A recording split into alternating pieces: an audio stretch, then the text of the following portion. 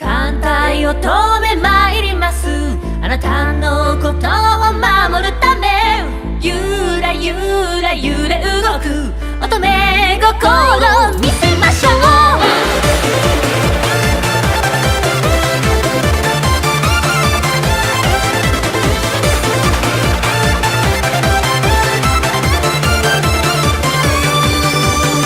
Et salut tout le monde, c'est Rock0. On se retrouve aujourd'hui pour un nouvel épisode de What is that tank qui portera sur un char allemand qui a servi pendant presque toute la Seconde Guerre mondiale et même après dans des conflits extérieurs. Je veux bien sûr parler du Panzerkampfwagen 4 ou PZKWPFW, aussi appelé Sonderkraftfahrzeug 161 ou SDKFZ ou encore Panzer 4. Enfin bref, il a beaucoup de noms. Sur ce, allons-y. Panzer vor und Michel schickt die Credits. Stürmt oder steigt und die Sonne uns lacht. Der Tag glühend heiß oder eiskalt die Nacht. Bestaunt sind die Gesichter, doch wo ist unser Sinn, ja unser Sinn. Es braucht unser Panzer mit Schuld dahin. Alors, pour bien commencer, je vais faire une présentation générale et globale du Panzer IV. Alors, le Panzer IV est un char moyen allemand utilisé lors de la Seconde Guerre mondiale. Il a servi sur presque tous les fronts et a ainsi connu de nombreuses versions qui sont classées de A jusqu'à J, chacune portant un calibre de 75 mm, court pour les premiers, servant pour l'appui-feu, puis par la suite amélioré avec les versions F2 avec un 75 mm long pour percer les chars alliés. Le Panzer IV est le char le plus utilisé par la Panzerwaffen. Avec 9000 exemplaires produits, il a donné naissance à de nombreuses versions. Ses équivalents alliés sont le M4 Sherman américain, produit à 50 000 unités, et le T-34 soviétique, produit en 60 000 unités. Maintenant, attaquons sa conception. La conception du Panzer IV fut à l'origine développée par Heinz Guderian dès le début des années 1930. Celui-ci allait de pair avec celle du Panzer III auquel il devait servir d'appui-feu. Fin 1934, début 1935, Hitler commanda à plusieurs sociétés de débuter un programme visant à produire un char de 18 tonnes basé sur les idées de Guderian. Trois sociétés, Krupp, Rheinmetall Borsig et Mann, élaborèrent en 1935 un programme de recherche du nom de couverture BW, Belgrade Tank Wagon, ou véhicule d'accompagnement, ce qui décrit assez bien le concept même du nouveau char, accompagner les véhicules plus légers tels que le Panzer III auquel il était étroitement lié. D'après la commande du Führer, le char devait obligatoirement être armé d'un canon de 75 mm, ne pas dépasser les 24 tonnes, pour un maximum que pouvaient supporter les ponts dont disposait le génie, et avoir une vitesse de 35 km/h sur route. Les trois sociétés produirent des prototypes qui furent testés en même temps. Après divers essais, c'est le prototype de Krupp qui fut retenu. Krupp reçut alors l'autorisation de commencer la production en octobre 1935. Mais après d'autres essais et révisions, la production ne commença qu'en 1936, et le premier Panzerkampfwagen 4 ne sortit d'usine qu'en octobre 1937. Krupp incorpora dans la production du Panzer IV les meilleurs dispositifs existants. De plus, il modifia quelque peu le Panzer IV au cours de sa production, afin d'y inclure les connaissances acquises grâce aux précédentes conceptions des Panzer 1, 2 et 3. Le temps de l'organisation des chaînes de production et de l'approvisionnement en matériel en première coordination avec les productions de Panzer III rendèrent la production très lente. Les premiers modèles de Panzer IV, Ost A, B, C, furent plus des modèles d'essai et d'entraînement que des chars de combat proprement dits. Néanmoins, un certain nombre d'entre eux furent incorporés dans les formations de Panzer afin de tester leur habilité au combat, ainsi que l'organisation de réelles formations blindées, ce qui eut pour effet de déceler plus vite leurs lacunes et poursuivre leur étude sur les tactiques d'utilisation des Panzers. Le premier Panzer IV Ost A est sorti de l'usine en 1937. Les premiers modèles prototypes furent produits à très peu d'exemplaires. Le modèle purement de combat fut le Panzer IV Ost D, dont je vais revenir dessus tout à l'heure, dans les caractéristiques physiques. Au passage, c'est la partie que nous allons attaquer. Bin schon will dahin. Pour les caractéristiques physiques générales du char, l'équipage pouvait contenir 5 personnes dans le char. Il y avait un chef de char, un pilote, une personne à la radio, un tireur et un chargeur. La longueur effective du char était 7,2 mètres, 5,92 pour la caisse. Largeur de 2,88 mètres, 3,3 avec les plaques de blindage sur les côtés, aussi appelées Strunzen. La hauteur était de 2,68 mètres et une masse au combat de 25 tonnes. Pour son blindage, il était d'environ 80 mm à peu près partout sur le char, du moins en frontal au niveau de la caisse. Pour les plaques Strunzen, si vous posez la question pour les modèles Ost G, H et J, c'était des plaques de 5 mm sur la tourelle et la caisse en acier doux. Le blindage était en acier laminé soudé, plaques supplémentaires rivetées puis soudées. L'armement pouvant différencier par rapport aux versions, l'armement principal fut largement un canon de 75 mm, KW entre 37 et 42 L/48 toujours, avec 87 obus dans le chargeur. Un armement secondaire, souvent 2 mitrailleuses, à part dans certains cas comme le Panzer Ost B, qui supprime la mitrailleuse de la caisse. Et c'était 2 mitrailleuses MG34 de 7,92 mm avec 3150 cartouches. Pour sa mobilité, il avait un moteur Maybach HL120 TRM qui va être modifié dans le futur, une puissance de 300 chevaux, soit 220,6 kW, suspension à ressort à lame, vitesse sur route de 38 km/h, 20 en tout terrain, une puissance massique de 12 chevaux par tonne, autonomie de 320 km, 200 pour le Ost D et 210 pour le Ost H, une puissance maximum de 300 chevaux à 3000 tours minute, une puissance à régime normal de 265 chevaux à 2600 tours minute, un couple maximum de 80 mètres par kilogramme à 2150 tours minute, un cylindré de 11,8 litres, carburant essence, capacité des réservoirs de 410 litres, Ost J 680 litres, refroidissement à eau, le diamètre du chemin de roulement de la tourelle de 1,65 m, le mouvement de tourelle du moteur est dû à un moteur électrique et un moteur électrique 2 temps 500 m3 du Ost J, manuel à 2 vitesses. Longueur d'appui des chenilles 3,52 mètres, largeur des chenilles 40 cm, Ost G HJ de 36 cm pour le Ost C, nombre de patins de chenilles 99, nombre de galets roues par côté 8 galets, nombre de rouleaux porteurs par côté 4, qui sont réduits à 3 pour le Ost J. Pression au sol en grammes par centimètre cube 890 pour le Ost H, rayon de virage de 5,92 mètres, une suspension à ressort à lame et un garde au sol de 40 cm, un obstacle vertical à 60 cm, une tranchée de 2,20 mètres et un guet de 1,20 mètres, un embrayage directionnel tri-disque roue dentée mécanique, boîte à vitesse ZFSSG 77, 6 vitesses avant et une arrière, frein 2 leviers mécaniques, accumulateur 4 batteries de 12 volts x 105 ampères, système de visée optique TZF5.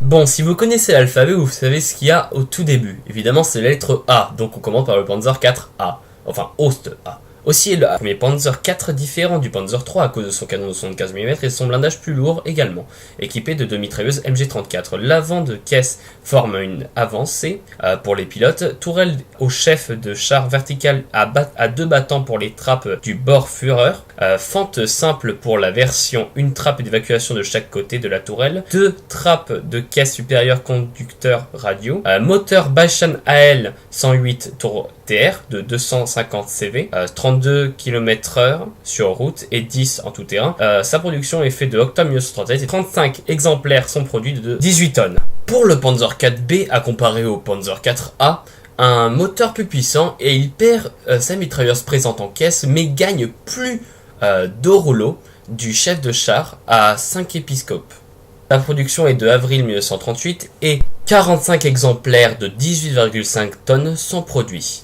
Pour le Panzer 4C, il est très ressemblant à son aïeux, le Panzer 4B, mais possède cependant un moteur plus puissant. Ensuite, pour le Panzer 4D, ce char est celui qui a offert le plus de différence à ses aïeux. En effet, le Panzer 4 Ost D voit le retour de la mitrailleuse de caisse, protégé par un blindage rectangulaire ovale comme sur le Panzer Ost A. Mais ce n'est pas tout, il gagne en blindage avec une paroi avant de la tourelle à 30 mm avec un angle 79 degrés, un masque de canon de 35 mm, la paroi latérale de la tourelle est de 20 mm, la paroi arrière de la tourelle est de 10 mm à 74 degrés, le toit de la tourelle est à 10 mm, plaque inférieure avant-caisse est de 30 mm à 78 degrés, plaque supérieure avant-caisse est de 30 mm à 80 degrés, paroi latérale de caisse à 20 mm à 90 degrés, plaque arrière de caisse à 20 mm et le toit de caisse est à 12 mm. Le plancher de caisse est de 10 mm, sa production est de octobre 1939, 202 exemplaires de 20 tonnes seront produits.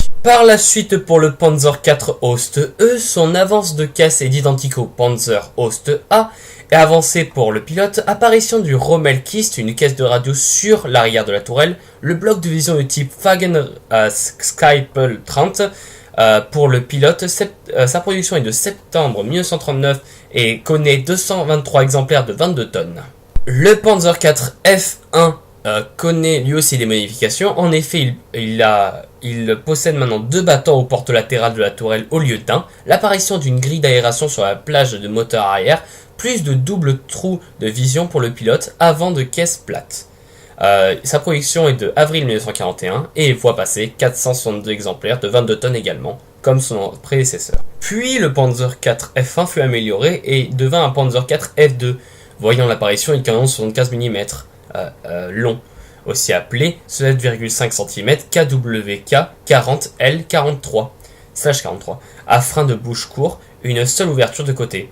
Sa production fut de mars 1942 et il vut arriver des 175 exemplaires plus 25 Panzer F1 convertis. Quant au Panzer IV Ost G, il a un nouveau frein de bouche plus long. Le Panzer IV Ost G tardif supporte des Straußen, des plaques de blindage de 5 mm comme présenté juste avant, et un canon de 48 mm, plus gros que l'ancien du F2 qui était de 43. Sa production fut de avril 1942 et 1687 exemplaires furent produits. Puis, si on suit encore l'alphabet, on se retrouve avec le H. Oui, il y a eu 2 fois F, mais c'est pas grave. Le H.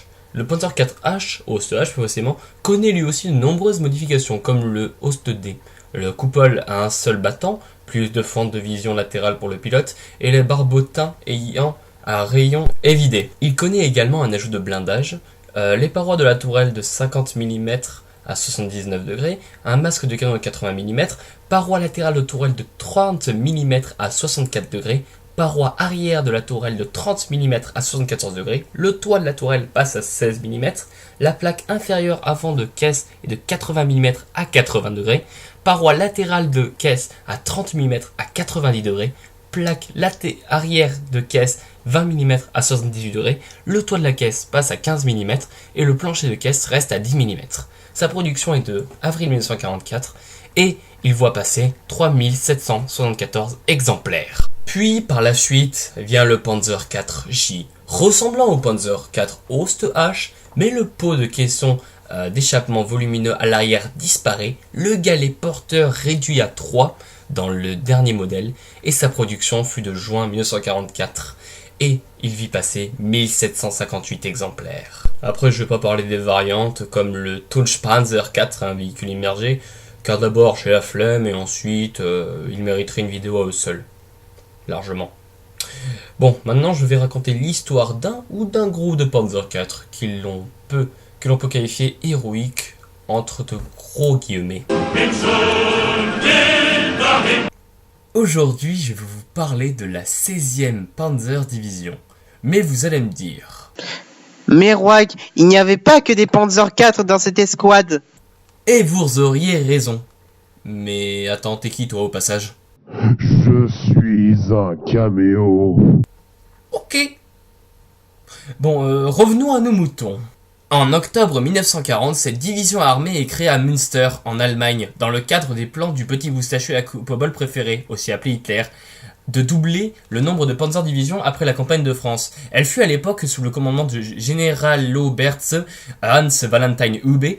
Elle est composée par des éléments de la 6e division d'infanterie et les blindés de la 2e Panzer Regiment et de la 1ère Panzer Division seront restructurés dans la 16e Panzer Division.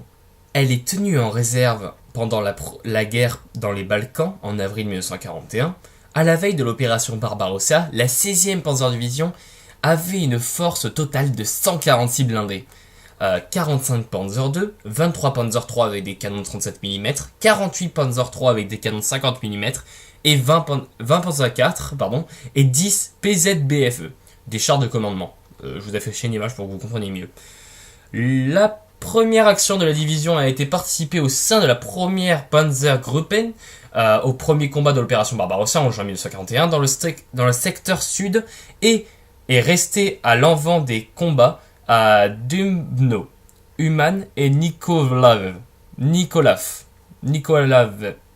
Oh, du russe fait chier, je vous l'écrirai. Puis dans la bataille de Kiev.